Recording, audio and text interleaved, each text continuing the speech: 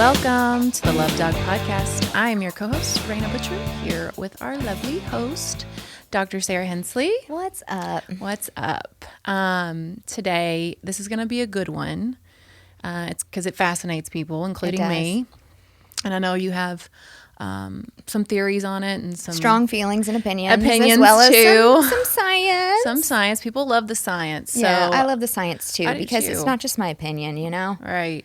But your opinion matters too because you have so much science to back it. Yeah, I mean, I think for sure, I have experience and I have the science, and I get to see the science ever developing and ever, like science, if anybody says science is settled, they don't understand science. Yeah. That's the antithesis of science. Yeah. No science is settled.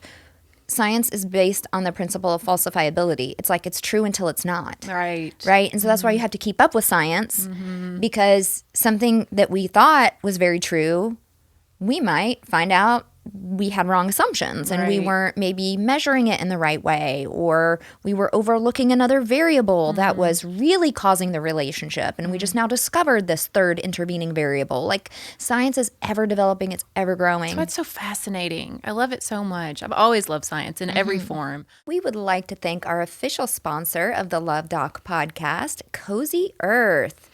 Absolutely love Cozy Earth sheets. They are amazing.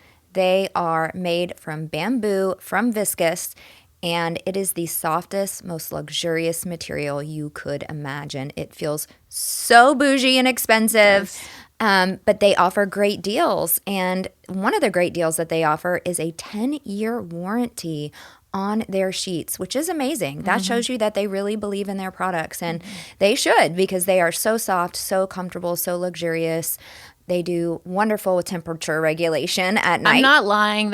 It's changed the trajectory of my sleep. Yes, for sure. My sleep has gotten so much better since I have chosen Cozy Earth sheets. Absolutely. And their pajamas are to die for. They are amazing. We want to live in them. We want to live in them 24/7. We love them so much. We even came and did 2 episodes in our Cozy Earth PJs. We might make that a monthly thing. We might, because it's getting cold here in Kentucky, and we want to stay warm and cozy with our Cozy Earth. Yes. I also just bought one of their comforters, and my husband is blown out of the water. He's like, this is the nicest bedding I've ever had in my life. It is just that. It's the viscous bamboo one. It is so soft. It is so luxurious. And I just got the white color, and it goes really well. Just a really nice pretty and neutral. crisp.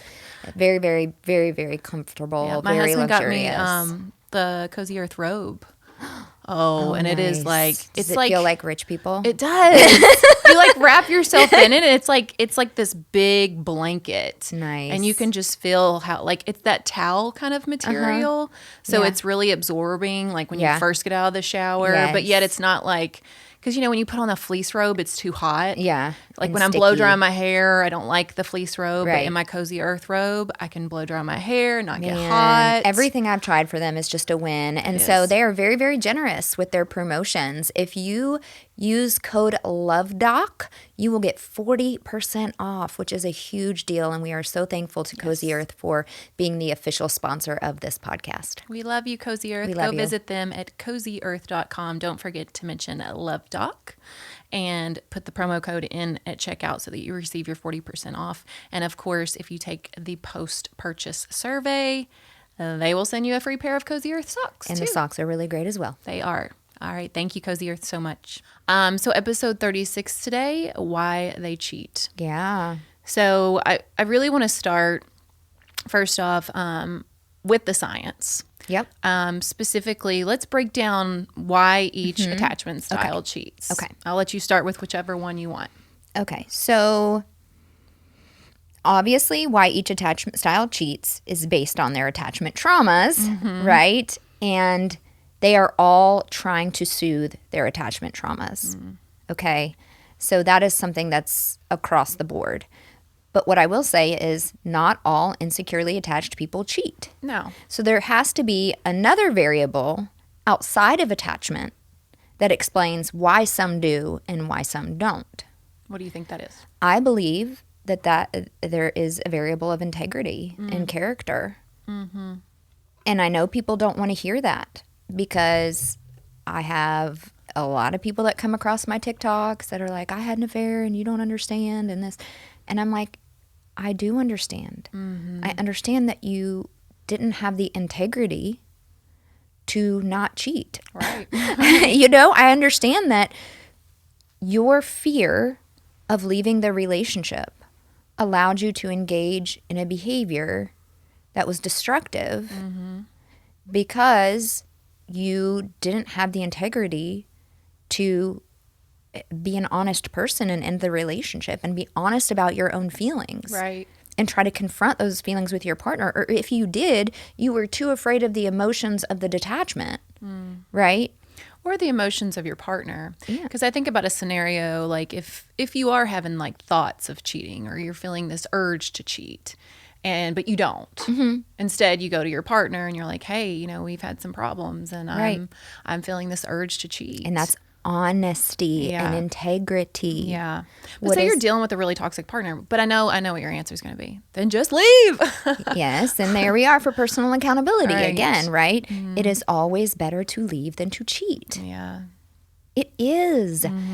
And you have to realize that the people that have long-term affairs, which are almost always the fearful and the dismissive, anxious preoccupieds usually do not have long-term affairs because their conscious starts to eat them alive because they're highly anxious. Yeah. Right? And so let's start with the anxious preoccupied. Okay. So the anxious preoccupied partner needs continual reassurance and validation that they are loved in their relationship.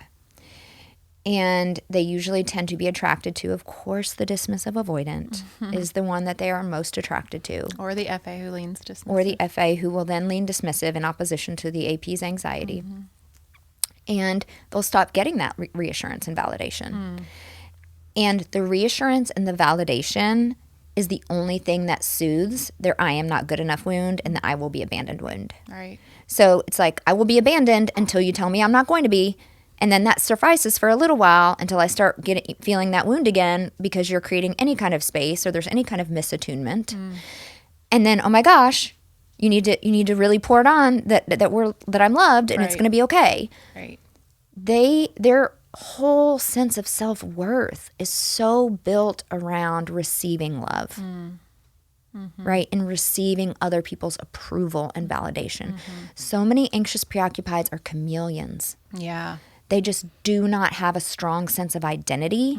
So their identity is kind of constantly shifting and their identity is able to be shifted very easily by others. Right. And this is different from the narcissistic lack of identity. The narcissistic lack of identity, they had a solution to that, which was to build a faux identity, a fake identity around being powerful and gaining power, right? And gaining resources over others. Right. And they did that all the way up to the trait level of personality.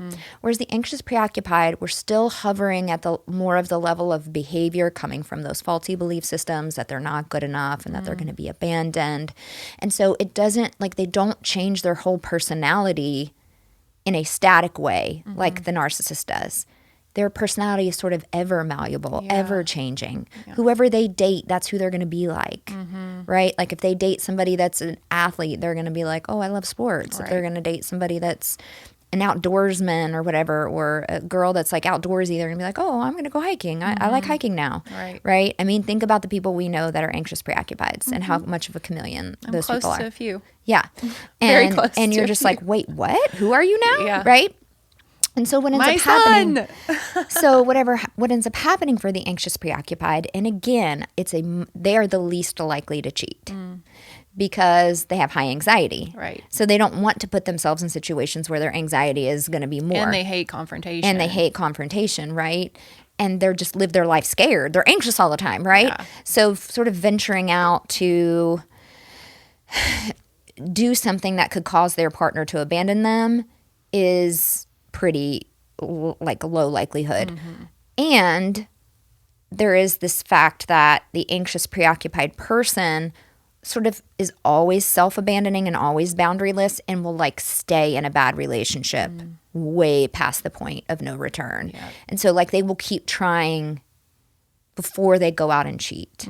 The only reason I really have seen an anxious preoccupied person cheat, and there's some evidence in the literature for this too, is when their self-worth is just non-existent because they are getting no attunement from, say, their dismissive avoidant partner.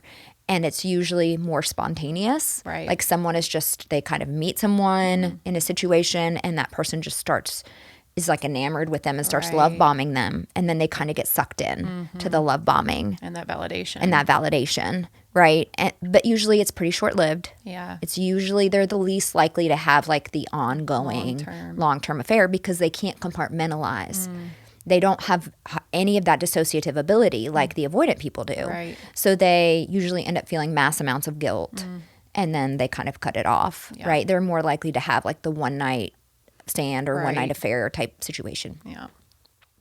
So the reason that they cheat is when they are just in a relationship where they are not getting their need for validation and reassurance met.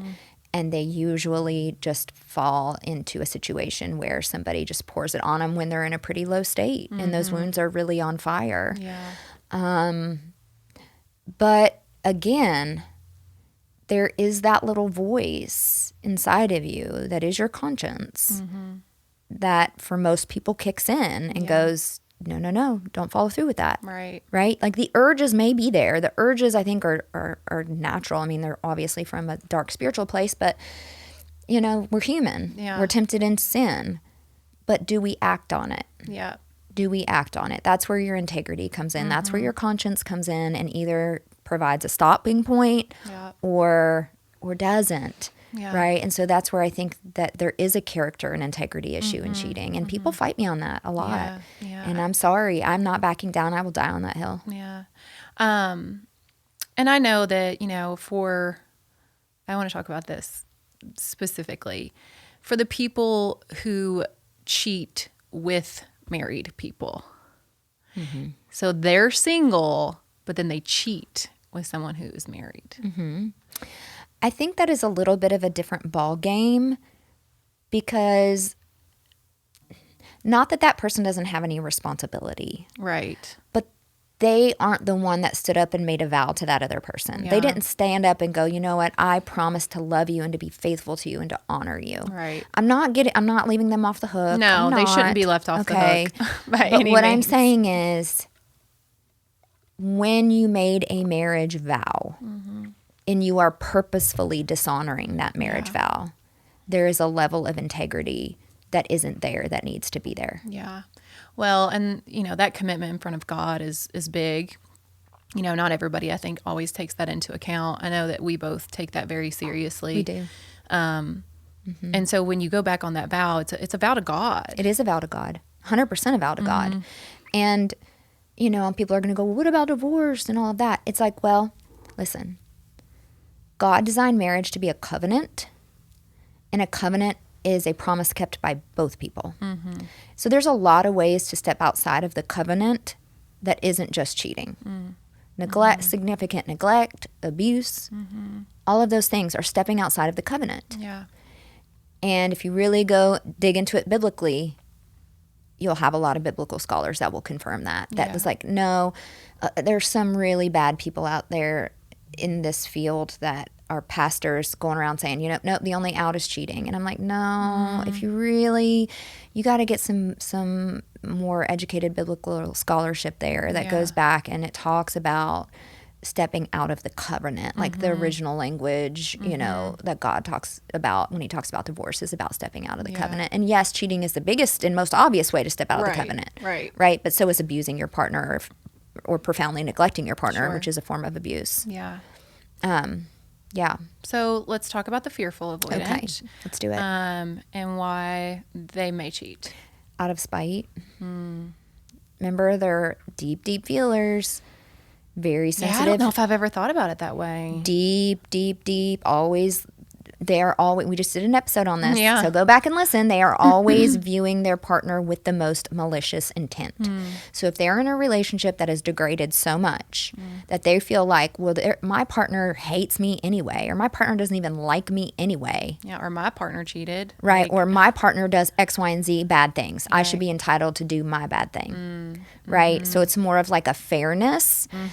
Fearful avoidance when it comes to being hurt are all about fairness. Like, the reason that they low blow and conflict and say really mean things is not because they want to be mean. It's because they want to be seen, heard, and understood, and they always feel like the playing field has to be level. Right. So it's like, if you hurt me, I need to throw something out that's going to hurt you, because then we're both in pain, and then we're both understood, and we can work it out, and it's connection. Yeah. Which is dysfunctional. Very dysfunctional. But subconsciously, they're trying to even the playing field. Sure. So they feel like their partner has put them through all of these betrayals.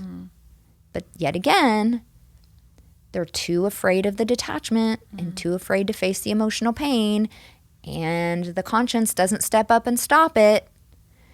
So they'll cheat out of kind of more spiteful, more leveling the playing field, more like, my partner doesn't even care about me anyway, so why does it matter? You know, it shouldn't matter. They don't even love me anyway, or they've done X, Y, and Z things to hurt me. Is it always out of spite? I mean, I would say not. I would say there maybe are always some undertones there. Yeah. Of like, well, they hurt me, so it's okay. Right. That's part of their justification. I don't think necessarily every fearful avoidant goes, you know what, I'm going to have an affair because F that dude or F that girl, right? Again, like, it's subconscious, right? It's subconscious, yes. I think when you think about their primary need to be seen, heard, and understood, when they're in a relationship where they have someone who is always being defensive, always blame shifting, or always pushing them away and shutting them down and never giving them a chance to experience their biggest need of being seen, heard, and understood met. When you are in the beginning stages of relationships, people hold space for you to feel seen, heard, and understood. Right. You know, when it's new, vulnerability is a little bit, it can be, for some fearful avoidance, a little bit easier. Right. Because it's like, well, you know, you're not going to come out of the gate being defensive, or I'm not going to talk to you again, right? Right. That's what develops. Well, and you don't have any underlying pain yet. And there's no underlying feelings that you've betrayed me. Right. So if you haven't yet betrayed me, it's easier for me to open up to you. Fearful avoidance, they are the most notorious for just revealing all their secrets in the beginning of a relationship. Diarrhea of the mouth. Yeah. Pretty much. Yeah. Been there, done that. Yeah, they are notorious for that, because when a relationship is new and there's no betrayal, it feels safe to do so. Sure. It's when the betrayal, their perceptions of betrayal, whether real or perceived, start to creep in, that they start to shut down and go They're colder. oversharers for sure. For sure. And listen, I still have that. I'm it an happens. oversharer. I still happens. overshare a lot on here or with Josh. You know, and Josh even has to stop me sometimes, like, whoa, wait. I don't want to hear that. Yeah, wait, take a step back. Think about what you're about to say. Are you about to overshare with me? Because I don't want to know everything right now. And, you know, he's been great for that. And so have y'all's reviews. So thank you. I know, it's hard. It is hard. Let me just say that it's a hard dynamic to know what to share and what to not share when you're in this content space. Yeah. When you are in this content space, that we are talking about intimacy and vulnerability and personal relationships, it is very hard not to reflect on your own life experience. Sure. So you get a pass, honey. I do, but we're learning. I also, like, I respect and take accountability for what our listeners, you know, the feedback that they give us, and I want to take accountability and take that into consideration, and I appreciate it. Just so the people they might be confused what we're talking about. A couple people left a review that Raina talked about her personal life too much. Yeah. Okay, so and then it was sort of annoying. Stung, It stung. I was like, dang, we've gotten 2 reviews like in a row that are like, yeah, the co-host is kind of annoying, and I'm like, ooh. So I'm like sending, that's what I sent a gift to Sarah. I was like, ouch, yeah, this and hurts. I was like, okay, let's take it in. Maybe consider it. Maybe consider how we can pivot a little bit, but don't let it. They weren't mean at all. They at weren't. all. And they so weren't. I appreciate it, because I can look at myself and at the same time extend myself grace, because I'm new, right? Like, of course. I've been doing this, I've been a behind the scenes person, even when I was working in marketing and sales in the past, I was never the front person. I was never out there putting myself, in front of a camera or in front of audio. And so I'm totally new at this. Right. And I've been doing it for 6 months. Yeah. So that learn. FA oversharing trait is it's just part of who we are. That's right. But we love you guys, and we love you guys, and we just appreciate that feedback. But just know that we're ever learning and ever growing, and we're going to take it and we're going to pivot, and we're going to, because we want this experience to be good for you guys. Absolutely. We want it to be valuable. We want it to be valuable. We want you to go, wow, I feel like I learned something, and I feel I feel like I grew. Yeah. You know? Yeah. This so is that you'll share it with other all people. about a growth journey. And sometimes that journey is going to be messy and sometimes it's going to be streamlined and look good.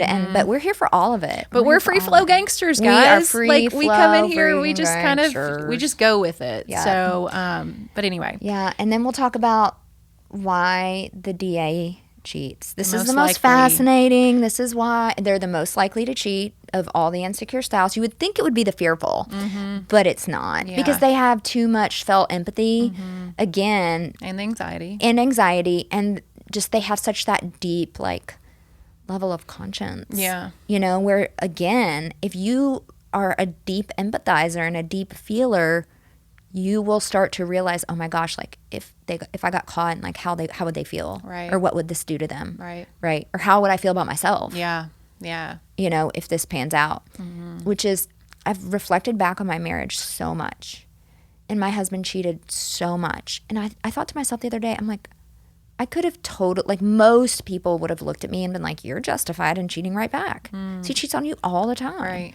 but I never did. Yeah. I never once ever even made a hair step towards cheating.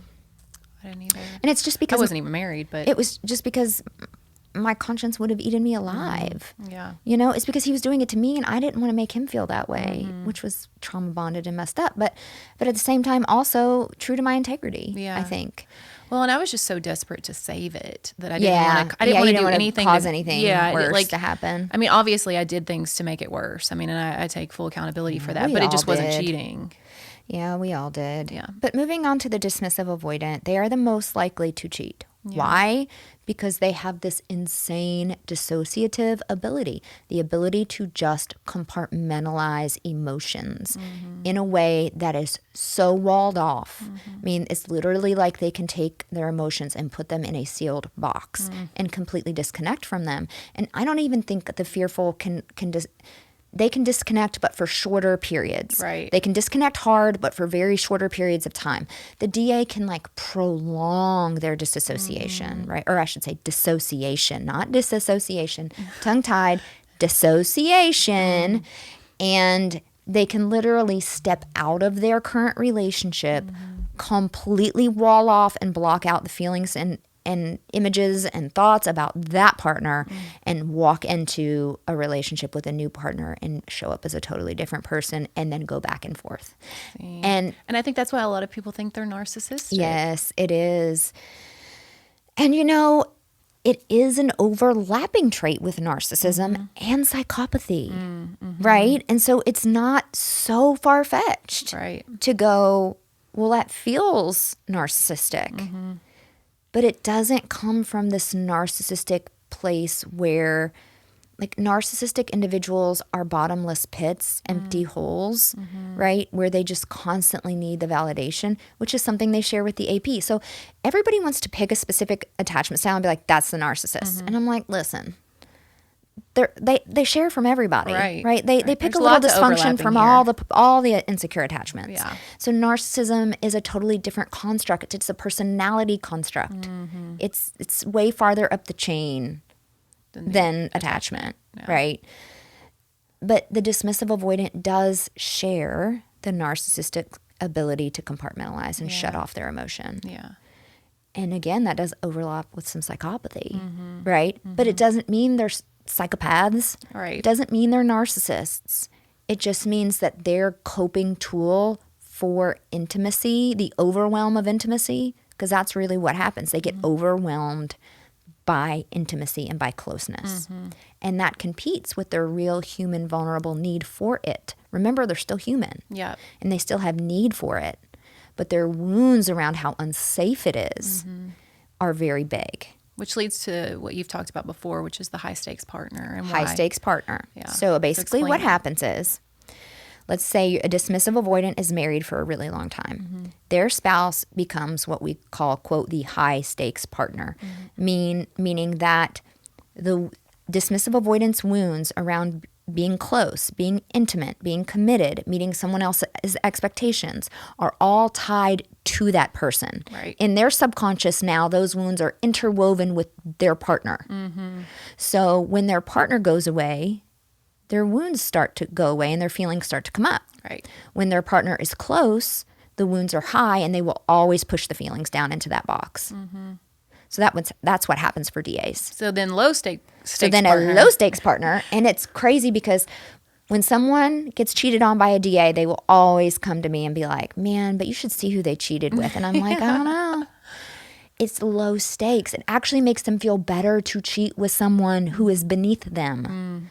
Attractiveness wise, educationally, Success-wise. status wise, yeah, all of the ways. Because to them, it's like, well, I'm not taking this seriously. Right. This isn't a real, well, at least they always go into it with that. Right. I'm not taking this seriously. Yeah. This is just, and the reason that they're doing it and they don't know this is that it further allows them to put space between them and their high stakes partner. And then it also serves this ability for their real human need for vulnerability to start to come out, right? Because again, if you are a low stakes partner and you are not attached to any of my wounds around expectation and commitment and conflict resolution, then I can sort of dump on you and I can open up my vulnerability. Right. Because those wounds are what push back the vulnerability and keep it from occurring. Well, and a lot of times with these low stakes partners, they're not, dealing with other variables like children, finances. All the stuff that makes life real. Yeah. That you have to navigate, right? That bring opportunities for conflict and for vulnerability and intimacy. And connection. Yeah. Right. And so solving. they will be like a really vulnerable with their affair partner. They will literally tell their affair partner, I will never forget this client I had. I will not give any identifying details. I had a client, I will not even say if they're male or female, and their spouse had a terminal illness. And they also had an affair while their partner was having this terminal illness. And they really struggled with like, why did I do this? I'm such a bad person. How could I have had an affair when my partner had this illness? But at the same time, they still felt very connected to a affair partner and didn't really want to stop having the affair either. And they still couldn't choose. Like they still, because what they were failing to recognize was they were still in, they were only like 4 months along with a affair partner.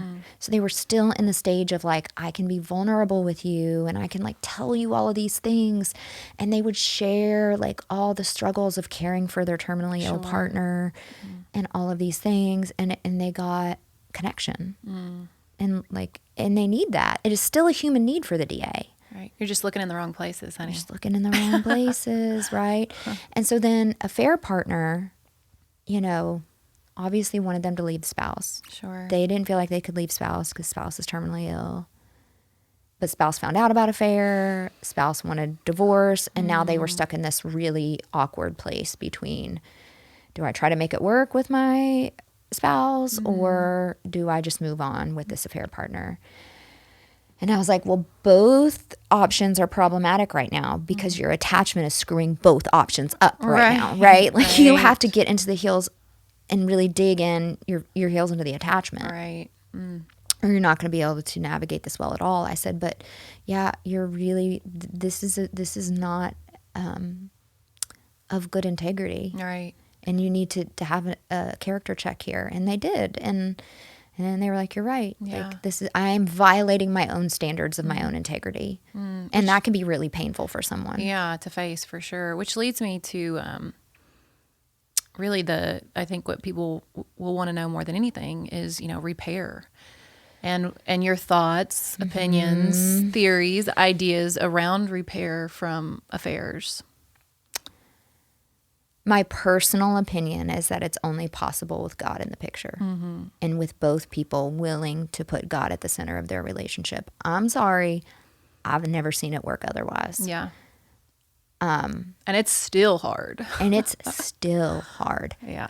Personally, I am at a point in my life where I am so securely attached that I would not stay if my partner cheated on me.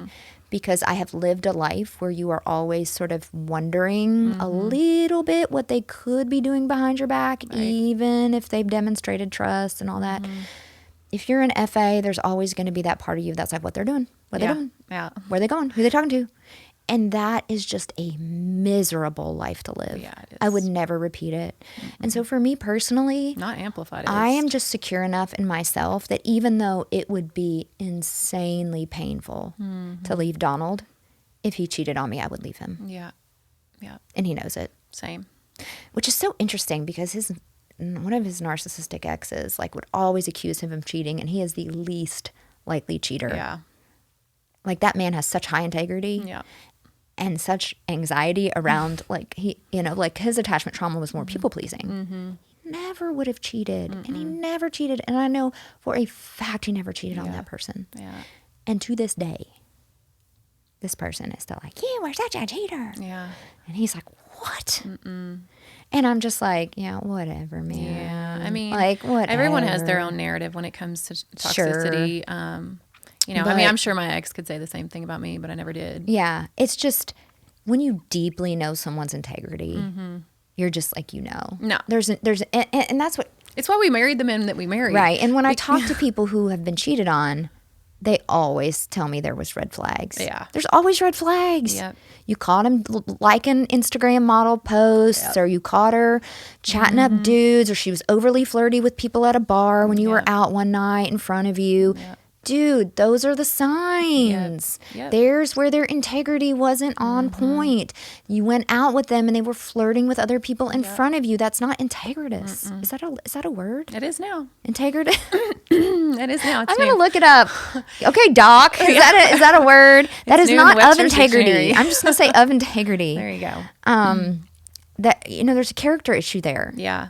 It was one thing that was really attractive about Josh initially was, I mean, he made that clear from the very beginning in our relationship. It was a non-negotiable. Non-negotiable. And he lived it. I mean, he was always very trustworthy. Yes. And when I started dating Donald, he was like, I would love to share my location with you. It's up to you whether you want to share yours with me, but I just never want you to ever be like, well, where were you or what were you doing? Like, I just know that you've been cheated on and you have those wounds, and I want to do anything I can to make that easier for you. And to me, he's like, and I'm not going to lie, I'm a little bit of like a protector. And like, if your Carter were to break down or something, like I would want to know where you were. Thing. Right. And I love that. Me too. I love sharing my location with my husband. I love sharing my location with my husband too, because then he knows. I mean, I never want him to ever worry, ever, for 1 second. Well, and it's not even been about, like, sharing our location has never even been about trust. It's just been about partnership. It's just like we share our location because we're just partners. Yeah, we're partners. Yeah. And why wouldn't we? Yeah. And that's why I just think it's so hilarious that somebody wouldn't. The real honestly was he was just hiding to try to get away from you because you were toxic and abusive. Right. If this person really wants to know what the issue was. Right. But, we're all about being real on this podcast. Yeah, that's right. And so that was the issue. But what I will say is cheating is always related to attachment wounds. It always is.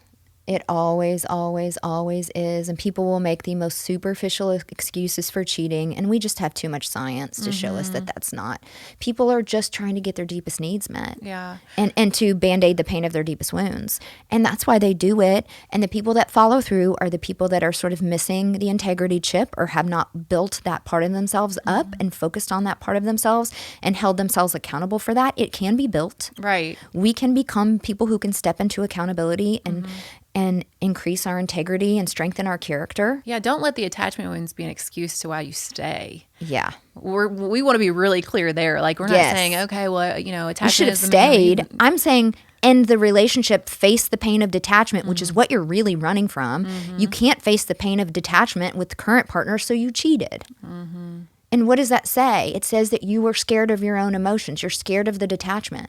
So what, you thought you could have your cake and eat it too? Right. You can't. And for the partner who stays, there are no excuses. For the partner who stays, who's been cheated on, you're also scared of the pain of detachment. Yeah. You're scared of the pain of detachment. Yeah. And you're scared. Cheating can be such, especially if you're married and you have kids and you've been cheated on, there's such a life-altering component to that if I face that, then my whole life blows up. And so again, the defense mechanism of denial, this is one thing Sigmund Freud got right, will start to kick in. And the toxic hope and the denial keeps you there. Yes. Right? Because you don't want to face the reality that your whole life has to change. Yes. And I get that. I was there. I had to face it. I remember walking into the attorney's office and filing that paperwork after the last affair. I know it is brutal. So I don't blame you if you've stayed and tried to repair it. But you have to realize that you're staying because you're afraid of your own feelings and you're afraid of how your life is going to change. And, I'm sorry, but I would rather rebuild my life than always wondering what someone is doing behind my back. Yeah. I'm sorry. Yeah. I just would. Or just trying to convince, I talked to a client one day. Doesn't mean people can't repair, and it doesn't mean that Yeah. I won't help a couple repair. Sure. But I was That's talking. that is Sarah talking. Yes. But I was talking to a client one day who she wanted to make every excuse for her partner who had been in a long-term affair. Because they did, and I get it. They had young children. She was in tremendous pain, even though she was trying to pretend like she wasn't. But she actually wanted to make the excuse that he was dismissive avoidant and make that her reason why she needed to stay. And that's what I'm saying. We want to be really clear that that's not always a reason to stay. No, but just leave before you cheat. Yeah. Just leave before you cheat. Face your own pain of detachment. Take accountability for your own lack of boundaries in the relationship. Yeah. Take accountability. Again, you cannot change your partner. The only person you can control in the equation is you. So are you going to react to your partner's bad behavior with more bad behavior? Yeah, How does that make fix? sense? Yeah. It doesn't fix anything. It Yeah. band-aids your pain. Yeah. It's band-aiding your pain, and you're using another person to band-aid your pain. And that's not fair to your affair partner either. No, it's not. And shame on them for having, but here's the thing. So many people get drug into affairs and they don't know the person's married. It does happen. Yeah, it does happen. It happens a lot. And it's really sickening and really big punch in the gut because the person that would never have cheated with a married person, never would have done that, finds themselves as the other woman or the other man, and they're sick over it. Yeah. They're sick that they could have been somebody that caused pain for their partner's spouse. Yeah, Right? for sure. So just don't do that. Work on your character, work on your integrity, and take accountability for not being able to face your own pain, and that's why you didn't leave the relationship. Seek God. Seek God. Ultimately. Only person that will actually heal that pain is God. Yeah. Everyone else is just going to band-aid it. Yep. Yeah. You won't. Your tools and strategies. I mean, if I feel like if you're somebody who's kind of struggling in that purgatory zone of like, okay, I'm kind of feeling like I Yeah. want to cheat because my needs Yeah. are getting met, or, Yeah. I haven't had affection from my partner in 2 years, or, Yeah. because I know that happens a lot. A lot of people come to you because they're like, my partner hasn't had sex with me in 2 years. Yeah, and that's a tough one. I mean, because, sex is a normal human need. It's a normal human need. And so many partners will gaslight their spouse into believing that sex is no longer important in the marriage. That is a lie. Psh, thumbs down. Yeah. No, a healthy sex life where you're having regular sex and both people are enjoying it is a very good sign of a healthy marriage. Your marriage is not healthy if you do not have that. And I'm sorry, okay, taking aside like major health issues Right. or like age, like Right. where you're like physically it's not Like able libido, to happen, yeah, right? I mean- or stuff like that. But seek available options from your doctor, Right. If those are issues, like seek any support, help whatsoever. Like just And even if libido has dropped, I think there's still this level of like yearning and wanting yeah, your partner. I mean exactly. And there are things you can do to increase your libido. Yeah. There are things. Exercise Exercise is huge. increases your libido. Exercise, especially for a woman. Sunlight and exercise. Those things increase. Well, I know for a fact, exercise and muscle building increases testosterone, which increases sex drive. That's right. A lot of men have low T. You can go practically anywhere now and get medically supervised testosterone. Right. Which, there's so much new research on hormone replacement therapy that shows that it is actually not nearly as harmful as we thought it was. Right, as long as you don't Those abuse it. studies, of course, we're talking about being supervised by a competent medical provider. Right. Right. But there was so much research back in the day using really poor design that showed correlations and problems with hormone replacement therapy for both men and for women. Yeah. But what we realized is that they were poorly designed studies. Yeah. And when we actually studied these things with better designs, we were able to show that those were third variable causes, that it wasn't actually the hormone replacement. In fact, that hormone replacement can actually have a lot of benefits.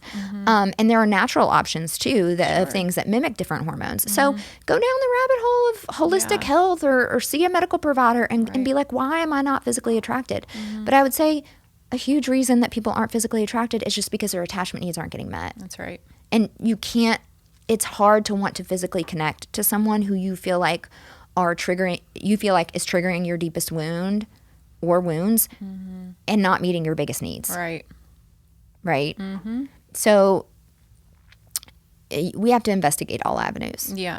Right. Yeah. A great place to start though is your services. Yeah. And when I say God, like that is my first personal faith opinion, right? That God can do the most for you. Right. It's not that the other tools and strategies I offer can't drastically help. They do. Not every piece of my healing was God-centered. Sure. There was a lot of science. You had to take action. I had to take action. You didn't just wake up and be like, okay, God, I believe in you. Okay, and I'm fixed. No, God led me to tools and strategies. Right. And he gave me the confidence to pursue it. And Right. he gave me the sense that I was never alone. And that you were loved. That I was loved. And that helped me stabilize to the point where I could dig deeper and utilize the tools that I teach. Right. So, but for me personally, I don't know if a marriage can be fully repaired without God, because it's like breaking a vase and then trying to glue it back together. Yeah, there's always going to be cracks. There's always going to be cracks. And I'm just at a point in my life where I'm sorry, I love Donald with all my heart and soul, but if he cheated on me, and yes, I would be devastated, but I would have to work through it. I would have to rebuild, and I would rather rebuild my life than go home every day and have a nervous system that was triggered into who's he talking to, Right. where's he going, Right. where's he been, what's he doing. And live that 'Cause life. I lived that for 10 years, and it nearly destroyed me. Yeah, and that's living in constant devastation. Constant. I would rather just be devastated And get heal over it. from it and move on versus just sure. living in constant devastation. Right. And I mean, let's be real about it. Would you ever really, truly trust them again? That was the defining question No way. that a couples counselor asked me and my husband. She looked at me and she goes, can you ever truly trust him again? Even if he were to do a total 180 and act like a completely different person, are you past that point? And I said, I'm past it. And she was like, well, there's your answer. And I remember him looking at me. And I said, but I want him to be happy. And you know what he said to me? What? I laugh because it doesn't hurt. It doesn't hurt, but I just find it, interesting. He said, I don't want you to be happy. He said, I want you to be miserable if you're not with me. I want you to live a life of suffering if you do not choose me. And that's the difference between you and him. And that's where it really sunk in that there was like that level of narcissism there. Yeah. And I was just like, Dang, that's cold. and that is after I had filed for divorce, but he wanted me to go to couples counseling and try to save it. And then he looked at the counselor like, but isn't that normal? Eh, And she was like, no, No. that's really not. no. Like, if you love somebody, you don't want them to suffer. And he's like, yeah, you do if they don't choose you. What? And I was like, oh, hell. Yeah. Like, Hold I was on. just like, made the right decision, Yeah. made the right decision. But then, I still got back together with I him. know. How messed up was that? You have to go back to listening to my life story. That's a Yeah. couple episodes ago. Yeah. If you're just tuning in, Yeah. go to that drama. It'll make you feel better about yourself. That's right. Especially if you have been cheated on and you haven't been able to get out. Because, I mean, let's be honest, both you and I were cheated on multiple times. It was before. blatant in front of our face. I caught it in black and white, as did you, like actual words. Yeah. I caught it on a voicemail. I caught it on a computer. Yeah. I caught it right in front of my face. Now, did he still lie? Like, and say it didn't happen? Or did he ever admit it? See, mine would lie to the point of, like, ridiculous gaslight you. When I caught it right in front of my face, I mean, he really couldn't lie about it, but it was still my fault. I saw this TikTok yesterday that I've spent a good 20 minutes laughing at it in the comment section. Dawn and I were reading it together. It was like, give the most insane reason your partner said they cheated on you. Like, tell me the biggest, like the most insane thing. And somebody was like, they accused me of making AI text messages. Oh, wow. Like, no, you generated these text messages using AI. And they're Oh. like, listen, I know what I did and didn't do. Like, you can't gaslight me into believing that I, like, That's the ultimate sleptwalked gaslight, and made, right? like, AI That's text crazy. That's a whole new level of... But I mean, that was the level that I was dealing with. Like, Yeah. it did not matter what concrete proof he was going to be like, it didn't happen, it didn't Yeah. happen, it didn't happen. Yeah, or do anything to get himself out of it. Yeah, and then he would just be mean to me. Sure. I'm like, how crazy are you that you're going through my phone? You're awful. You're terrible. Like, it was just like, oh. And, and let's talk about that for just a second as we wrap up, because, I know there's probably so many of your clients that are in that situation, right? Where they're really questioning, like they've been cheated on maybe, and then they start to question, because I did this. I was very guilty of this. I was like, well, I've made mistakes. I've done things wrong. And I mean, I really started to almost be like, well, I don't blame him for cheating. Yeah. And my answer to that is, well, they could have always ended things with you and been honest about how unhappy they were and then pursued the relationship afterwards. Yeah. That's my answer. Because that's real human decency. Yes. That's being human. Yes. So is there ever an excuse to cheat? No. Look at my face. No. No. Yeah. No. Yeah. And is there ever a reason to accept it? No. That's a big one. That's a big one because, again, that's the biggest one. Because it's the people that have been hurt by cheating that are coming to you and saying, what do I do? How do I get through this? God, I would leave. And I just wanted to, because I know the other side. Yeah. You're still sitting here with the unknown scariness of the other side of your life, right? You're still sitting here with the, what if I never find love? What if I can't have a good relationship with my kids? What are my kids going to do? You're sitting there on the other side of all of that fear. I'm on the other side and built a hell of a life. Right. And listen, I'm saying this from a place of, I was scared to get a divorce because I was scared it would kill my ex, and it did. And people look at me like, man, you must be cold-hearted. And I'm like, no, you don't understand the abuse that I took. And ultimately, the significant abuse that I took. I had to get out of the abuse. I'm sorry that he used substances to the point of death because he couldn't cope. I couldn't be the punching bag that kept him off that ledge. Sure. Yeah. And so, no, it still was the best decision. Even if it was a decision that I can't say the divorce is completely what led to his death. He had addiction issues before we got divorced. And his inability to cope with them was not on me. Yeah, and let's think about your kids for a second. Say you have young kids like you did. Say you stay and you repair, I'm using air quotations for those just listening. You repair the marriage. Do you think that eventually, in some shape or form, that affair is going to come out later on? Again, hypothetically speaking, maybe your children find out. Yep. What does that do? What does that teach your children? One, it teaches them that a lot of their life was a lie.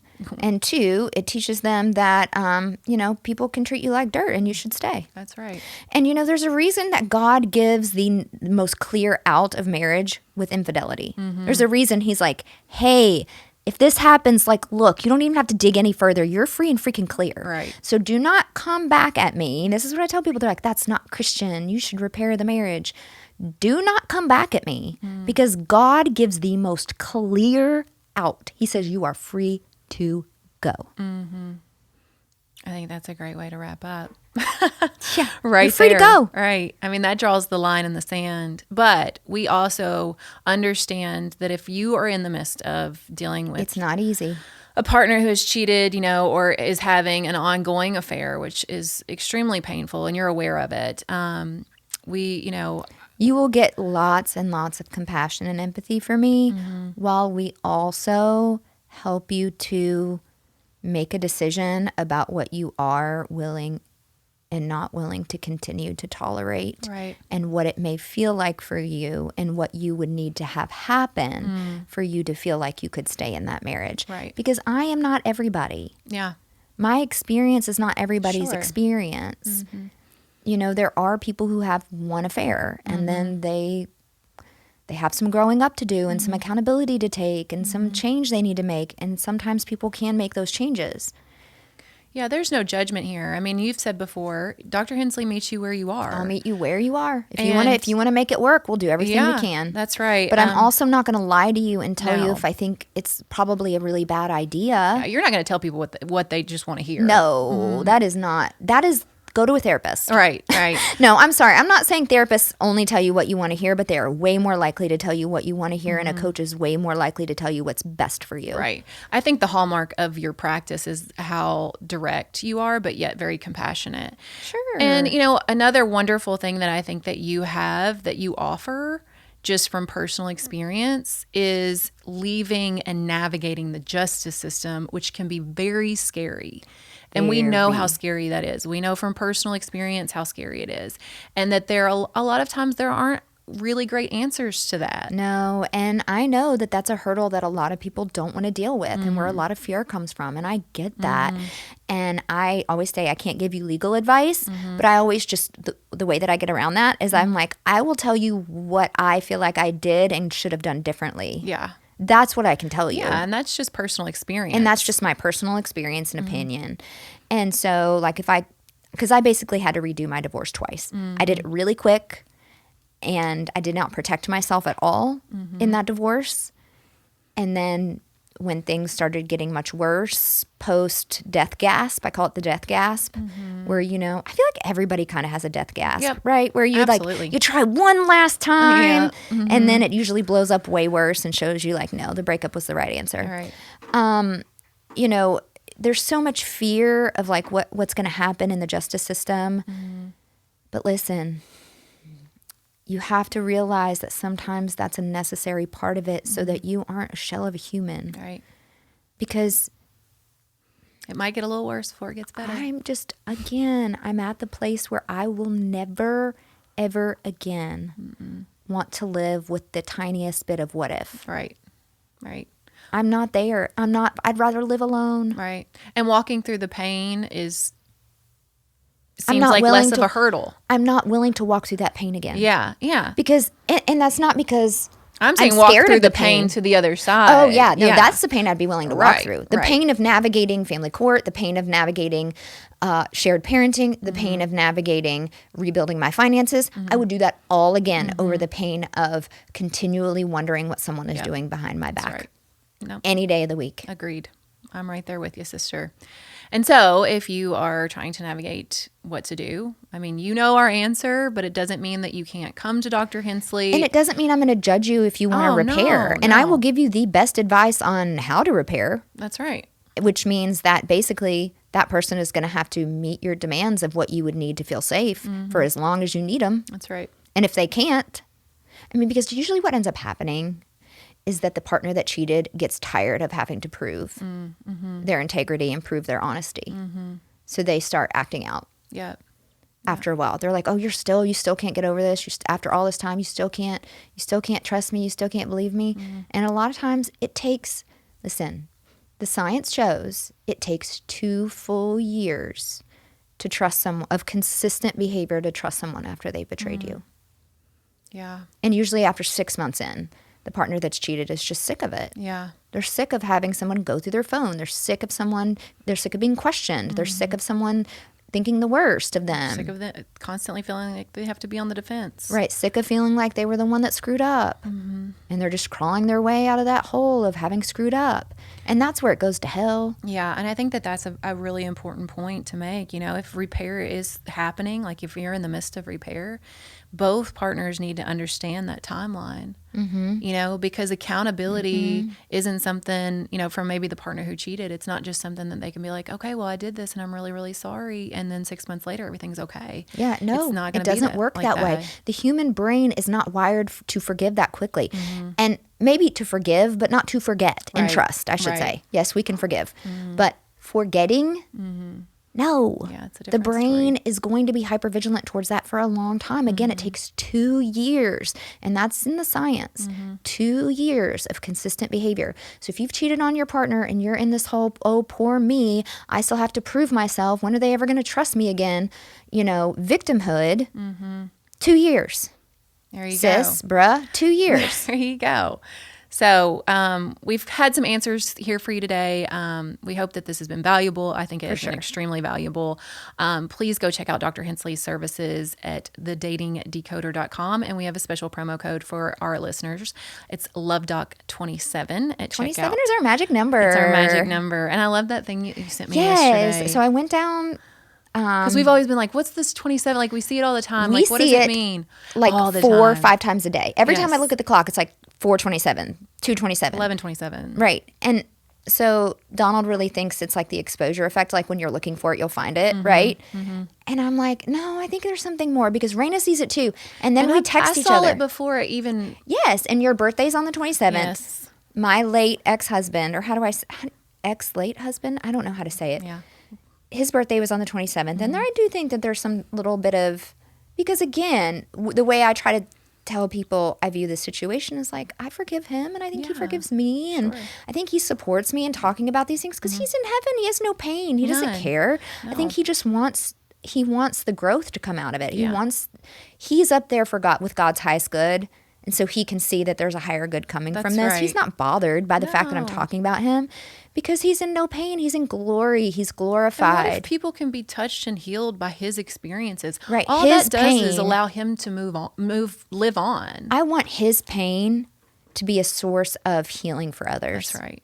And I'm not ever trying to throw him under the bus. I'm trying to say that he was so hurt and that he did these hurtful things because he was so hurt. That's right. And he hurt me terribly, but I grew and created something really great that has helped me help others. Yeah. So really, he's the catalyst of all of this healing. That's right. And so I thank him, and I cannot wait to see him in heaven someday and to just have a reunion and to say, thank you for the lessons and I forgive you. And there is no marriage in heaven, which I think is hard because I'm like, I want to still be with Donald, right? But maybe one day we'll just like all be cool up there chilling, Of course, you know? absolutely. In all your glory. And so 27 was his favorite magic number. 27's your birthday. It's, and then it shows up. And so I was kind of, and I don't know, AI could be the mark of the beast. I don't know. But I was me and ChatGPT were having a little conversation and I was just giving it some information. I said, we see this number everywhere. Here's kind of what we do. Here's the significance it holds. What could it be related to God? There's 27 books of the New Testament focused on Christ and his teachings, the life of Christ, the life of Christ and the lessons of Christ. And that is what I've always said I want my foundations to be is forgiveness, is healing from bitterness. The life of Christ. Right. The way Christ lived his life. And if you are moving on from a cheating partner, you still have to forgive them. Sure. If you stay or you go, you still have to forgive. 100%. You don't have to forget. You don't have to not have boundaries, but you have to forgive or you're never going to be able to move on well with the next one. So 27 is sort of like our Christ consciousness. Yeah, it's and then we always try, whenever we acknowledge it and text each other, we just say a gratitude prayer. We're just thankful. We're just so grateful. We're so grateful for each and every one of you and for what we get to do. And so we want to extend that gratitude. And so you can use that code at checkout for 27% off. Which is a huge deal. Yeah, it is. Any of Dr. Hensley's services. And I mean, really, guys, we're well into the new year now. There's no better time to get on this journey to heal. Yeah. If you are healing from even, a past relationship where you were cheated on and you're still dealing with the pain of that, there's so much that Dr. Hensley's program offers that you can in do. terms of that. And so check it out. Yeah, Check thank it you guys out. for listening. Yes, Thank you. and we again are just so and grateful. if you're recovering from being cheated on, or you have shame because you cheated, I have compassion and love for you. You don't know what you don't know about yourself until you do know. That's right. So let's discover it together. That's right. So please go check out Dr. Hensley's services at thedatingdecoder.com. Use LoveDog27 at checkout for 27% off. And until next time, peace, love, and perspective.